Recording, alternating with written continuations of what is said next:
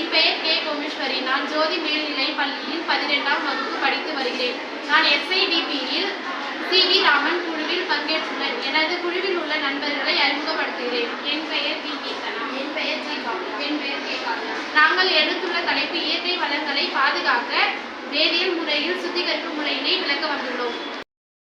பாதிக்கப்பட்ட பகுதிகள், தொழிற்சாலையினால் பாதிக்கப்படாத பகுதிகள். தொழிற்சாலையிலிருந்து வரும் கழிவு நீரினை விலங்குகள் மற்றும் நீர்வாழ் உயிரினங்கள் அருந்தியதால் இறந்து விடுகின்றன. மரங்கள் எல்லாம் காய்ந்து விடுகின்றன. வறண்ட நிலப்பகுதிகளாக காணப்படுகின்றன. தொழிற்சாலையிலிருந்து வரும் புகைகள் மற்றும் வாகனங்களிலிருந்து வரும் புகைகள் வளிமண்டல மாசடைந்து இயற்கை சூழலை பாதிக்கிறது. எனவே மனிதர்களின் ஆரோக்கியம் சீர்குலைவு ஏற்படுகிறது.